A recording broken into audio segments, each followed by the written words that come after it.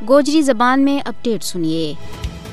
भारत अपने ज़ेर तसल्लुत जम्मू कश्मीर में आज़ादी की मुक़द्दस और हमगीर तहरीक न दबाण वास्ते जित एक पासे अपना चांकियाई साम्राजी और नो आबादियाती हरबा तहत कंडा इस्तेमाल कर रही है, वो दूजे पासे आज़ादी की तहरीक में शामिल लोगों न डरान धमकान और खौफजदा करने वास्ते गिरफ्तारियां तो बाद तारीख का बदतरीन तशद्दुद और बर्बरियत तो गुजारे जा रही है।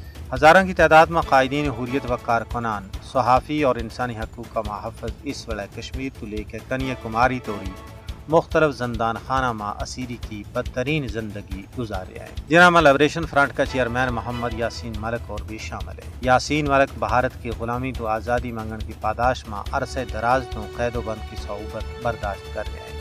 और हिंदुत्व हुकूमत उन्होंने फांसी देने की साजिश कर रही है। यही वजह है कि मोदी हुकूमत उन्होंने फांसी देने वास्ते झूठा बयानियाँ तैयार कर रही है, जिस तरह मकबूल भट्ट और अफसर गुरु का मामला में की हुई हो।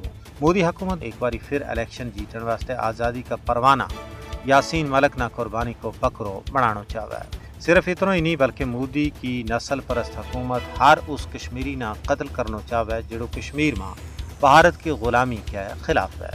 यही वजह है कि यासीन मलिक ना फांसी पर चांद की तैयारी हो रही है। हुर्रियत रहनुमा की आवाज़ न खामोश करने वास्ते मोदी की फस्ताई हुकूमत भारतीय मुतअस्सिब अदलिया को इस्तेमाल कर रही है। जब कश्मीरियों ने सज़ा देने की गाल आवे तो हिंदुस्तानी अदालत सारा कानून और इंसाफ ना बालाए ताक रखते है।